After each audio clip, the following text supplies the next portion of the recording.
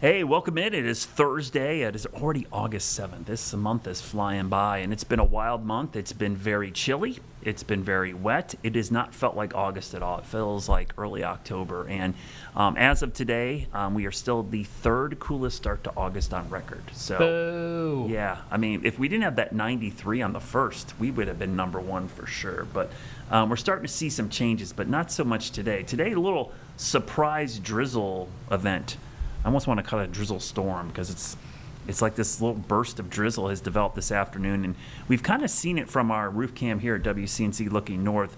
Normally, we can see uptown. It is not visible right now, and we're not that far away. We're only off the Billy Graham Parkway, so kind of wild that we can't see. But look at the clouds, and notice how they're moving from right to left on your screen. That is east to west, okay? So that is flow coming in from the northeast to the southwest. So we'll blame Tim for these clouds because they started up near him and have drifted down our way. I want to show the Dallas camera real quick. I'm actually going to pull it up. I'm going to throw a curveball at you as I pull up the Dallas camera. Our Dallas camera is over in Gaston County, as you know, just west of Charlotte. So here's looking west. This is where it's clearing. We actually can see the sun. So you only go about a county and a half west, and all of a sudden, it's starting to clear out. But over Charlotte, it's cloudy, and yes, it's drizzling. And unlike the drizzle we were talking about yesterday and even early today, this is showing up on the radar, which tells you it's pretty heavy drizzle. I'd almost call it light rain in some cases now. Certainly, I think the airport at one point was reporting light rain. So certainly looks like light rain falling, and it's trying to pivot back to the west. But just to show you where that clearing line is, I'll show you the satellite and radar together. And we can see back towards Cleveland County, the sun is actually out. So we're kind of in this narrow corridor of, just gray, miserable conditions currently over the Piedmont. Now, temperature-wise, it is still coolish, but we're kind of trending a little bit warmer than yesterday. Remember, it was 69.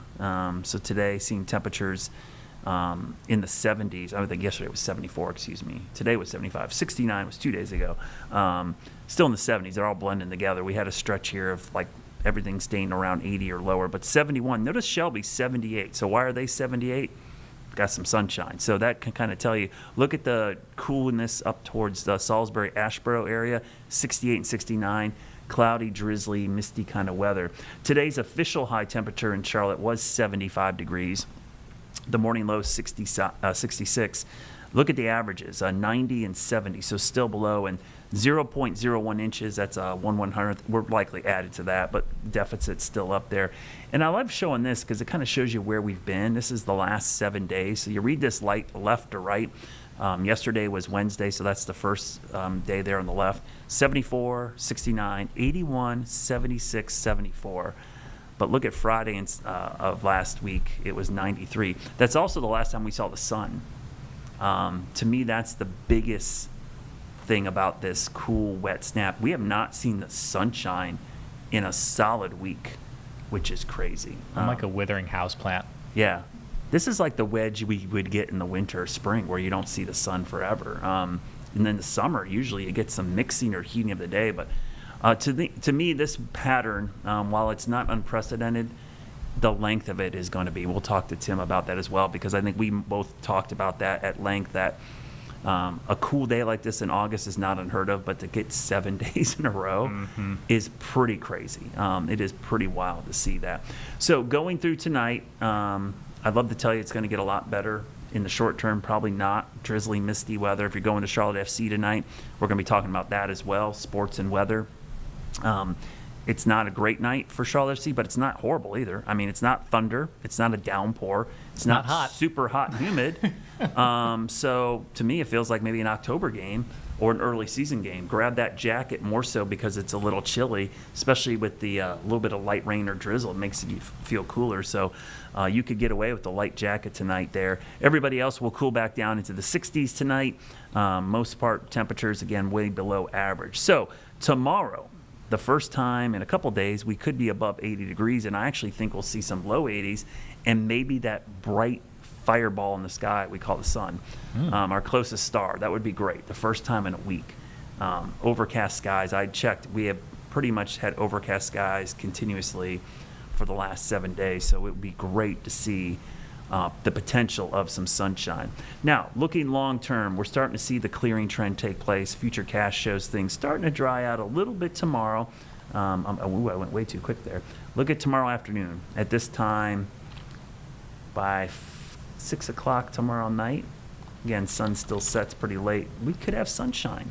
Our cameras will look a lot brighter. So again, a full solid week. And then we go into Saturday, more sunshine. And the other thing we notice, the wind shifting to the east-southeast, so some warmer, more humid air starts to shift into the region. So that should set up the stage for some pretty nice weather. We're going to talk about the tropics with Tim as well. We got a lot to talk about today. There's a lot going on. There's nothing heading our way, though. There are all kinds of social media rumors. I don't know if you saw James, our good friend Chris Jackson down in South Carolina, said people were canceling I saw this. doctor's appointments for weather tomorrow. And he was like, why? Apparently, people are watching TikTok and think there's a hurricane coming or something and are literally closing offices because they think there's bad weather coming when there's literally no bad weather coming. Don't do that. That's the real harm in there. Sometimes people, when we rant about the social media hype, people are like, what's the big deal? That's the big deal. Sometimes people literally cancel plans and change things for a storm that doesn't even exist. So that's our fear. Maybe we'll talk about that a little bit with Tim. And don't worry, when no hurricane materializes tomorrow, they won't blame TikTok. No. They'll blame the weather people for getting it wrong. Yeah, just like we get yelled at for every app forecast. So, so like I said, we got a lot to talk about. But let's look to the weekend. It's Thursday. I mean, it's always a good idea to look at the weekend right now. Temperatures are going to be in the mid-80s this weekend, 20% chance of rain both days. But the good news, if you miss summer, it's coming back. We'll take a quick look at it here. The 7-day forecast first. Panthers home preseason game tomorrow. Again, feeling like football season more so than summer. I'd have to look. I mean, I keep some pretty good stats for home openers. I have the hottest, coolest. It's one of my little hobbies. I love keeping track of Panthers home openers. Stats. Weather records at least. But for a preseason game, that might be one of the coolest that we've had in the month of August. I think we probably had somewhere it rained. Maybe a tropical system was in the vicinity, and it was probably in the upper 70s. But to be 82 and not rain is going to be amazing. This weekend, mid-80s, and then next week you'll see temperatures back into the upper 80s and low 90s. And by the way, the normal high currently is 90 degrees, but by the middle of next week, the average high drops to 89. And in 10 days, the average high drops to 88 degrees. Woo. So when you see above average temperatures, you're probably saying 88 doesn't seem bad. That's near average. 89 technically would be above average. So that's what we're talking about as we get into there. So a lot to talk about today. We've got rumors of tropical systems. We're going to talk about wildfires. We're going to talk a lot about sports because we've got this Charlotte FC match, and we've got a Panthers game tomorrow. I want to talk a little about the lightning criteria, wet bulb globe temperature, one of my favorite metrics for safety, and how that applies. And we'll also talk a little bit about sun. And what I mean by that is preseason games at night, so not a big deal, but those 1 o'clock starts at Bank of America Stadium. There's a certain part of the stadium you probably do not want to sit in, and if you do, make sure you're ready for intense heat and sunlight because it will be absolutely hot there as we go towards the Bank of America Stadium for those home games. So I'm not seeing Tim. Tim ran away, guys. I think he bailed on us. I just found him. Okay, there he is. All right. Give me He's one back. second We to got. dial He's him on in. a different thing. So Tim's going to join us here in a second. He's in a different source for us, so he'll be joining us momentarily. And we'll talk about everything. Tim's got some cool pictures to share with us as well today. But yeah, we got a lot to talk about. There's Tim. He's back. Tim Buckley from WFMY. Yeah, we lost you there for a second. I don't know what happened. We were like in a different source. You were hiding. I've just been in a deep state of depression from all the drizzle that's again returned here to the Carolinas. We're still getting that drizzle up here in Greensboro. It just won't quit for some reason, but we're here and we're ready to talk all things weather, man. I know I joked I wanted to call it a drizzle storm because it felt like this little burst of drizzle came down here. It's like, where does this thing come from? It just got intensified as it moved down our way. So, yeah, that was kind of an odd thing. So, yeah, let's talk about this start. I know you love stats like I do, these cool starts, and I've been looking back at the first part of August, I think right now for Charlotte, we're having the third coolest start to the month of August on record. And the only reason we're not number one, Tim, is because we were 93 on the first. If we weren't 93 on the first, we would definitely be number one.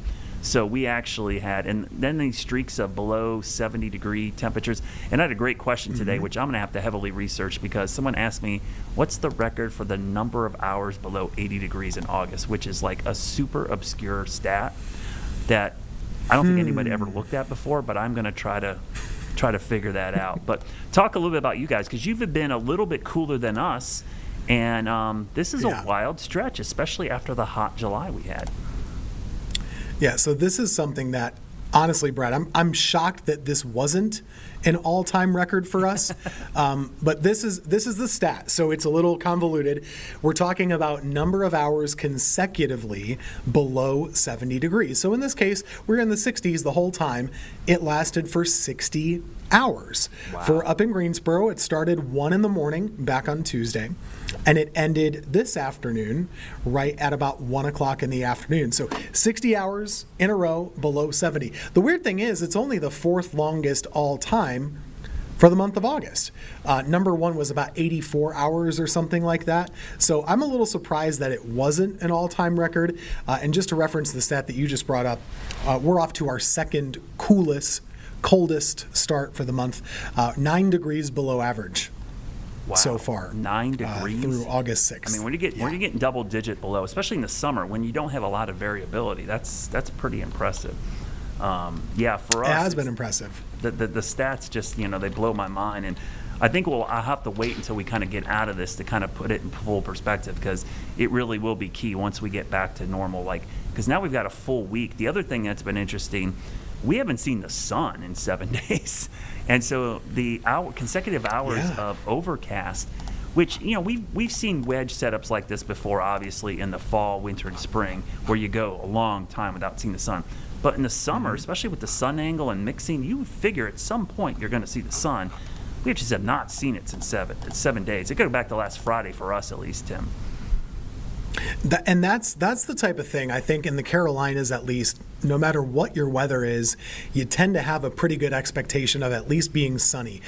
Even in the dead of winter, if you have these cold spells, whatever the case may be, typically you're at least going to see that sunshine every other day. Overcast days aren't that common. So when you do get these wedge setups, it really can, play with our brain a little bit. We might not be equipped like the hardy folks up in the Great Lakes or the Pacific Northwest are to deal with these kind of spells.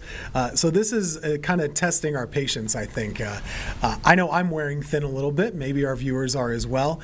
You want to see that sun, and tomorrow should be better for that. Maybe not until the afternoon, but it should be better. And I'm really excited about the weekend. Yeah, I thought we might get a peak, and actually we have a couple of our counties, the western counties, where there's some sun coming out, and I'm super jealous. We can see it from our camera. James punched it up. So this is our Dallas camera. Oh, we can see it off to the west. There is some sun. It's within reach. It's like right there, Cleveland County. Come on over. It's almost here, but. Yeah, to me, that's always the tough part, when you don't see the sun. And plus, getting up in the morning is tough when it is like gray. I get up, decent hour, but I do sleep in. I'm a late night owl person, but, sometimes I look at the clock in the morning the last couple of days. I'm like, what time is it? I'm like, it feels like it should be like 6 or 7 in the morning. It's like 9 o'clock. It feels weird. So, Tim, the other subject we want to talk about today, we've got obviously a lot of sports starting back up. High school sports. Tonight we have Charlotte FC has a home game. It's a Leagues Cup match. So it's kind of a weird inter-season tournament. And then tomorrow we have the Panthers' first preseason game, home game against the Browns. A lot of excitement for the Browns because Shadur Sanders is here, but also the Panthers and their new look offense and everybody kind of back. Very cool temperatures, but weather plays a huge part in these preseason games, and typically the one thing I'm always talking about is our lightning policy at Bank of America Stadium, because usually the preseason games, and certainly the first couple games in the month of September, we're dealing with thunder and lightning and issues like that. So Tim, one of the things that People might not know, if you're going to one of these outdoor events, the lightning safety tips. And I'm just going to reveal them here. You can see them on the screen. If lightning is within 8 miles of Bank of America Stadium, this is their shelter-in-place protocol. Everybody on the field and the seating bowl gets evacuated. You need to seek shelter in your car or building or in the concourse. And the reason I say building or car is because if you're not in the building yet, they don't let you in. They actually, the gate attendants and security, they seek shelter because they don't want to put them at risk, so they close the gates. So if you're inside, you have to seek shelter. If you're outside waiting in line, you got to go back. And you got to wait 30 minutes. This is that 30-30 rule. 30 minutes until there is no more lightning within 8 miles of the stadium. This is one of the protocols that NCAA uses for college football, for all of their outdoor events. A lot of pools use this in the summer, but I think a lot of folks don't understand this policy. They kind of wonder, why is there a delay when it's not raining or they haven't heard thunder? But Tim, this is a really important safety tip that people use for outdoor venues in general. It's a good thing to know before you get involved in going into these, games, right? And this extends to high school football, which of course probably mostly a factor in September, maybe a little bit into October. Would you have some lightning as problems? But this is something that is rooted in safety, and kind of the rule of thumb that we talk about is if you're close enough to hear the thunder, you're close enough to be in danger from the lightning strike. And that's kind of what they go by. Whether they hear that thunder or see that lightning within that 8-mile radius is definitely smart to be sure. We saw this with the Wyndham Championship up in Greensboro last week. They had to clear the course. It didn't rain there for about 30 minutes after they cleared the course, and people thought it was silly, but it really had to do with that lightning proximity, and that's the safety factor. Yeah, and so tonight we've got Charlotte FC. Thank goodness it's an evening game. But one of the things about the early season Panthers games, because typically the Panthers, they're playing that 1 o'clock time slot on a Sunday afternoon in early September, is if you haven't been to a game at 1 o'clock in the afternoon in September or in August, there's some tips I want to give you about sun. So I built this graphic, I think it was last year. The side of the stadium you sit on is very crucial because the north side of the stadium during those 1 o'clock games gets absolutely blasted with sunshine, and it adds about 10 to 15 degrees of temperature. And so not only are you in the sun the entire game, you're staring in the sun, and it is brutal. So I remember one of our directors, there was a Chelsea game at Bank of America Stadium, and I told him about this. It was a 1 o'clock game, and he said it was amazing sitting in the shade, and he saw the people suffering on the other side of the stadium. But it's something to take in mind because, you're sitting in this bowl just getting baked. And those games in September, Tim, are just brutal because it's 1 o'clock in the afternoon. They're not nighttime games. Oh, yeah. And the Panther games are so often 1 o'clock in the afternoon, right? Until they get a little better, which is going to happen this year. And just to recap for you, that's the south side you want to be on. Is that right? Yeah, you want to be on the south side, because you're kind of shaded from. And there's a couple spots near the scoreboards which are shaded, but I've been to some Charlotte FC games that started at 7-ish. And even in the summer, you're staring at the sun for a little bit, but it's coming to an end because the sun's getting lower. The problem with the 1 o'clock games, you're pretty much in the sun the entire time because it's not ever going to get down. And so it's not like you can look forward to, maybe by the second half it'll be better. It does not get better. This is a really good tip, not just for Bank of America, but, fill in the blank of your favorite college football team, any of these events as you go through fall.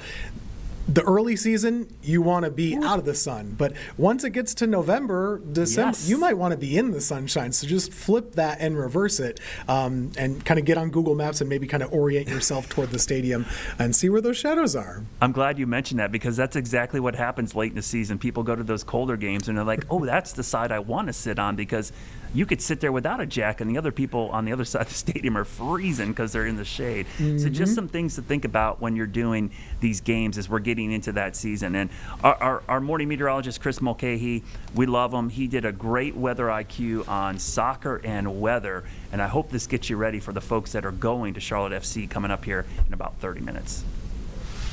Whether you're an amateur soccer player or actually good at soccer, weather affects the game. With the help of Charlotte FC, let's raise that weather IQ. Temperature. When it's a colder day on the pitch, your muscles aren't as pliable, so you definitely need to stretch as much as possible, or else you could risk injury. However, when it's hot, you have another risk. Your endurance is down. Your heart beats faster, and it takes longer to recover, so players sprint less and pass more. Warmer air doesn't affect you, it also affects the ball as well. Soccer balls are filled with air that contracts and expands with temperature change, where the pressure of the ball changes by 1 psi for every 10 degrees. The warmer it is, the more the air expands within the ball. This has more force when it's kicked, and more bounce when it lands. Also, when the ball is in the air, warmer air has less drag since it's less dense, thus more big kicks in the game. Wind. Obviously, winds affect the game, where it can knock a ball that usually is on target way off target. Where teams could shift to short ball, meaning short passes instead of long kicks. And it's terrible for corner kicks. Rain and sun. Heavy rain affects the pitch. A bad pitch can make a good player look bad, causing them to slip and be off target. But when the pitch is just wet and not a muddy mess, it actually makes passes on the ground move faster. So when aiming the ball, skidding it along the wet ground actually makes it harder for the goalkeeper to stop it. Lastly, the sun of course makes it tough to see the ball when it's in the air, but it can also change the pitch. A wet ground to start the game could be dry by the second half, meaning that pass won't make it as far, where you need to make some adjustments. A big thanks to Charlotte FC for helping raise our weather IQ. I'm meteorologist Chris Mulcahy with WCNC Charlotte. This was not really, that's not his sport, let's just say that. It's not mine either. So, yeah, Tim, I know you're familiar with this, and I wanted to bring this up because we're in the high school sports season. We're getting this time of year, speaking of sports and weather. The wet bulb globe temperature, right?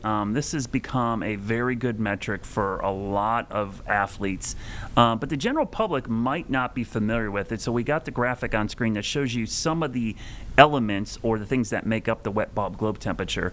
Unlike the heat index or the temperature, this is taken in complete sunshine, so sunlight, just like we talked about being in the stadium. It takes into account wind, cloud cover, and sun angles. So things that really do, especially when you're on a field, turf field in particular, has a big impact. But this is huge for folks that are doing sporting events, whether it's football, a band, whether it's a marathon, whether it's the military. They all use this metric, Tim, for safety, and it's becoming more mainstream. And I think it's something we're kind of using more and more because there's really strict criteria for the levels.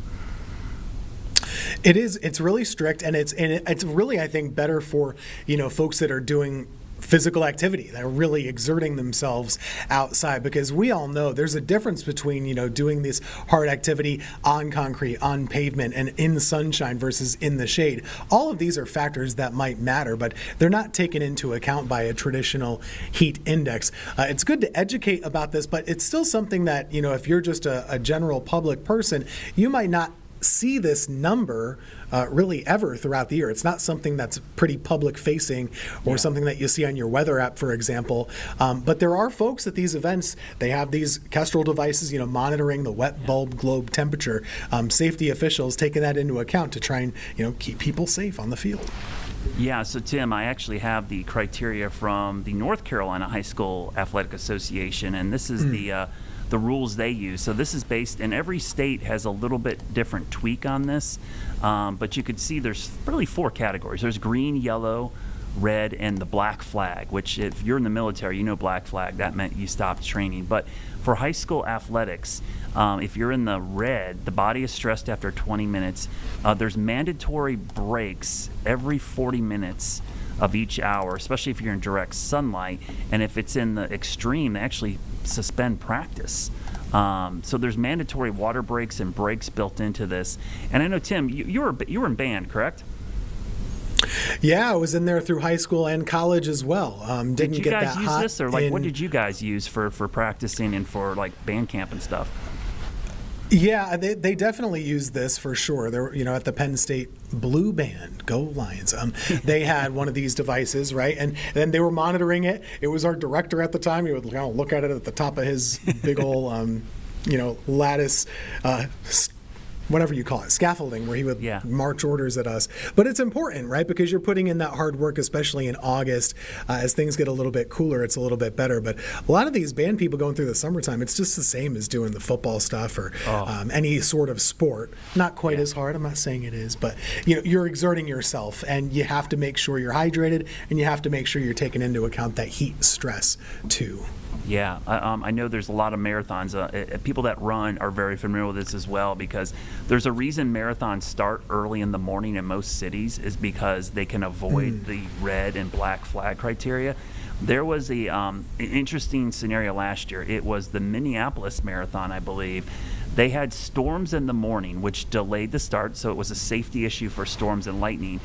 But they ended up canceling the marathon after the storms moved out, not because of lightning and rain, but because the start got delayed so far into the morning that the runners were going to be, especially the lower, let's say trained runners, the amateurs, were going to be running in the peak heating of the day, and it was going to be in the red criteria. So they canceled the marathon for that. And it was a shock to people because, like, how are you canceling this? It just stopped raining. It's because the delay pushed the start of the marathon back so far that they would be running in the heat of the day. And so it's a really good metric. DOT is using it, Department of Labor. So I think this is something we're going to see more and more, but especially for the parents out there that have kids in football and band practice right now, double check with your trainers in your schools. Make sure they're paying attention to this stuff, because while it's cool right now, they're probably having a great week of practice. When the heat cranks up, it's going to be another issue. It'll be a factor again next week. It is amazing, though, just to recap, not a factor tonight for Charlotte FC, not a factor tomorrow for the Panthers. Just stay comfy. And who would have thought that? So, yeah. So, a lot of sports going on. Hey, stay out of the drizzle. Hope we see the sun tomorrow, Tim. It'll be a Friday, so we'll be happy anyways. But hopefully we'll see the sun, and we'll see you tomorrow.